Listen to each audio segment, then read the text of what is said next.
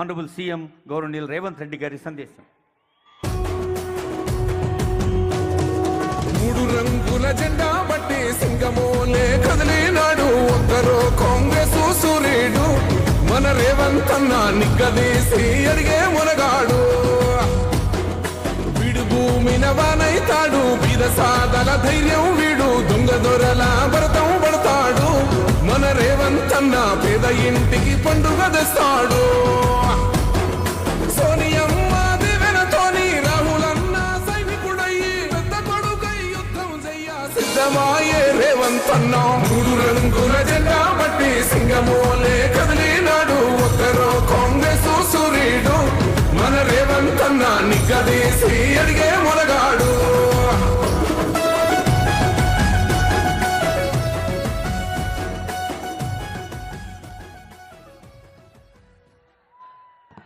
మిత్రులారా,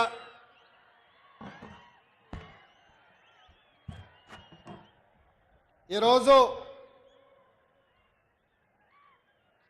పాలమూరు గడ్డ మీద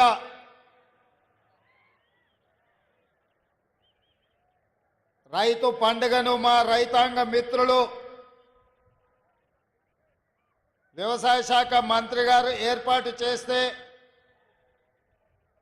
ఈ కార్యక్రమంలో ముఖ్య అతిథులుగా నాతో పాటు ఉప ముఖ్యమంత్రి వర్యులు భట్టి విక్రమార్క గారు,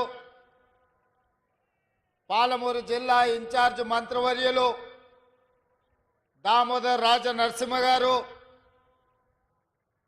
సీనియర్ మంత్రివర్యులు పాలమూరు జిల్లా అల్లుడు పెద్దలు ఉత్తమ్ కుమార్ రెడ్డి గారు, వ్యవసాయ శాఖ మంత్రివర్యులు తుమ్మల నాగేశ్వరరావు గారు, మిత్రులు పెద్దలు జూపల్లి కృష్ణారావు గారు,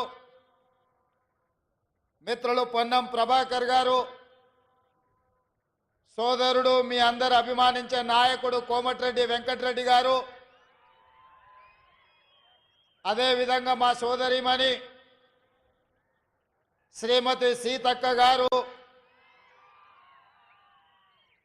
అదేవిధంగా నాగర్ కర్నూలు పార్లమెంట్ సభ్యులు డాక్టర్ మల్లు రవి గారు, శాసన మండలి సభ్యులు పిసిసి అధ్యక్షులు మిత్రులు మహేష్ గౌడ్ గారు, అదేవిధంగా ఎప్పుడు ఏ సమస్య వచ్చినా నాకు సలహాలు సూచనలు ఇస్తూ ముందుకు నడిపిస్తున్న మిత్రుడు దుద్దిల్ల శ్రీధర్ బాబు గారు, వేదిక మీద ఉన్న పెద్దలందరూ, పార్లమెంట్ సభ్యులు, శాసన మండలి సభ్యులు, శాసన సభ్యులు, ప్రభుత్వ ప్రత్యేక సలహాదారులు కె కేశవరావు గారు, అదేవిధంగా వేదిక మీద ఉన్న ప్రజాప్రతినిధులు, కాంగ్రెస్ పార్టీ ప్రముఖులు, ప్రాణ సమానులైన వేలాది మంది పాలమూరు బిడ్డలు తరలి వచ్చి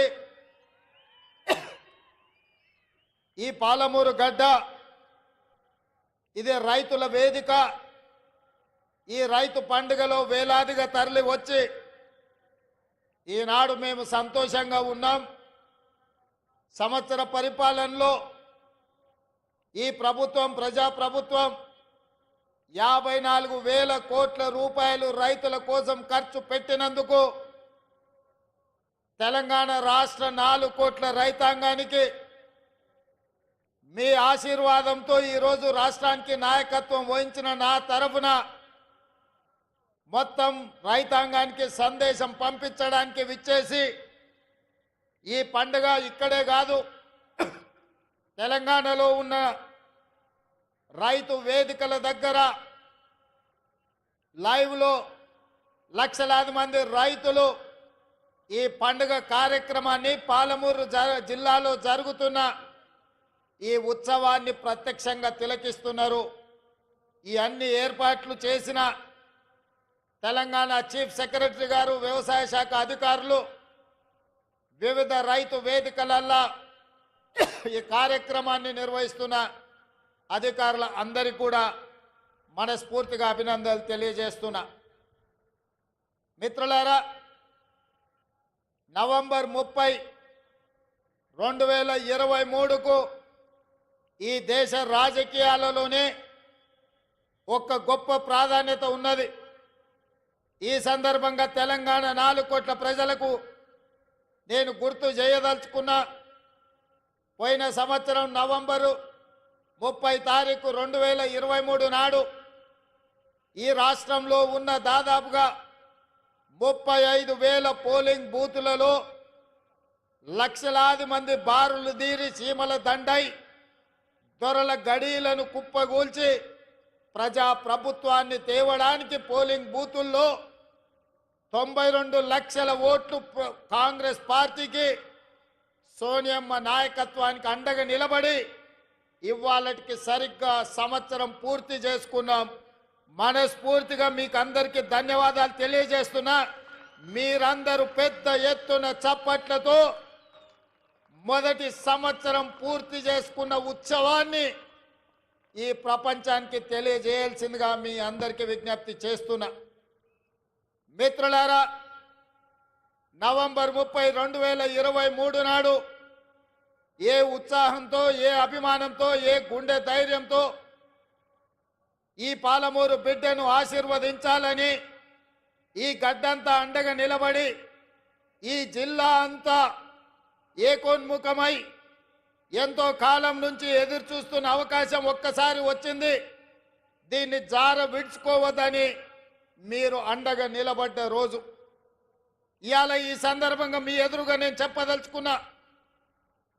పాలమూరు జిల్లా నల్లమల అటవీ ప్రాంతంలో ఒక మారుమూల గ్రామం కొండారెడ్డిపల్లి అనే ఒక చిన్న గ్రామం నుంచి ఒక రైతు బిడ్డగా బయలుదేరిన నేను ఈ జిల్లా కష్టాలను చూసిన, ఈ జిల్లా కన్నీళ్లను చూసిన, ఈ జిల్లా నుంచే పారుతున్న కృష్ణమ్మ గలగలలు చూసిన, కన్న బిడ్డల్ని తల్లిదండ్రుల దగ్గర గుడిసెల దగ్గర వదిలి వలసబోతున్న పాలమూరు బిడ్డల్ని గుంపు మేస్త్రీలు భార్య భర్తల్ని మేటీలుగా పెట్టుకొని తీసుకెళ్లి బొంబాయికి వలస తీసుకుపోతుంటే 6 నెలల పసిబిడ్డల్ని కూడా తల్లిదండ్రుల దగ్గర వదిలేసి జంటలుగా వలసలు పోతున్న వాళ్ళ కన్నీళ్లను నేను కళ్ళతో చూసిన. ముఖ్యంగా అచ్చంపేట, నాగర్ కర్నూలు, వనపర్తి ప్రాంతంలో గుంపు మేస్త్రీల నాయకత్వంలో తట్ట పని, పార పని, మట్టి పని కోసం బొంబాయి దిక్కు వలసలు పోతుంటే ఆనాడు బస్సులు ప్రత్యేకంగా వందలాది బస్సులు ఈ జిల్లా నుంచి వలసలు తీసుకెళ్లడానికి రైతాంగాన్ని తీసుకెళ్తుంటే వనపర్తిలో నేను చదువుకునేవాడిని. ఆ రోజు నేను అనుకున్నా, ఏదైనా ఒకరోజు మనకు రాకపోతుందా, ఎల్లకాలం ఎప్పుడు ఇట్లనే ఉంటుందా, ఒకరోజు మనకు వస్తుంది. ఆనాడు నేను నాకు అవకాశం వస్తుంది అనుకోలేదు.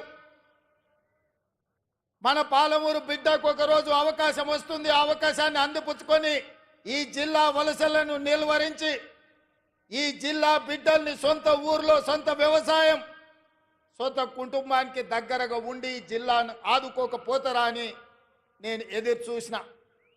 సరిగ్గా 70 సంవత్సరాల తర్వాత ఆనాడు ఉమ్మడి హైదరాబాదు రాష్ట్రం మొట్టమొదటి ముఖ్యమంత్రిగా ఈ జిల్లా బిడ్డ బూర్గుల రామకృష్ణారావు ముఖ్యమంత్రి అయితే 70 సంవత్సరాల తర్వాత మీ బిడ్డ కొండారెడ్డిపల్లి నుంచి బయలుదేరిన ఒక రైతు బిడ్డ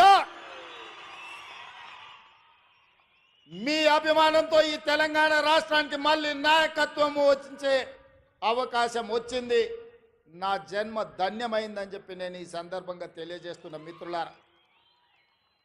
మిత్రులారా, ఈ అవకాశం ఆషామాషిగా వచ్చింది కాదు.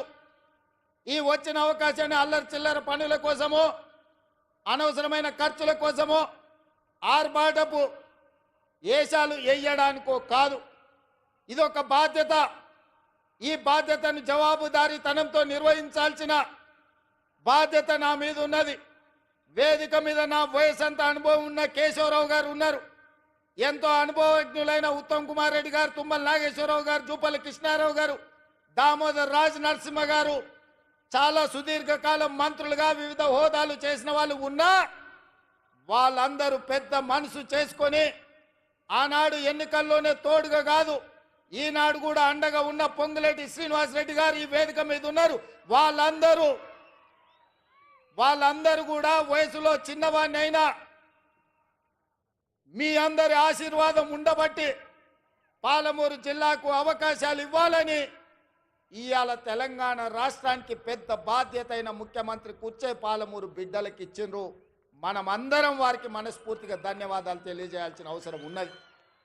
ఎందుకంటే నేనెన్నడూ మంత్రిగా కానీ కేంద్ర మంత్రిగా కానీ ఏ బాధ్యత చేయలే. జిల్లా పరిషత్ మెంబర్గా, జడ్పీటీసీగా, ఎమ్మెల్సీగా, ఎమ్మెల్యేగా, ఎంపీగా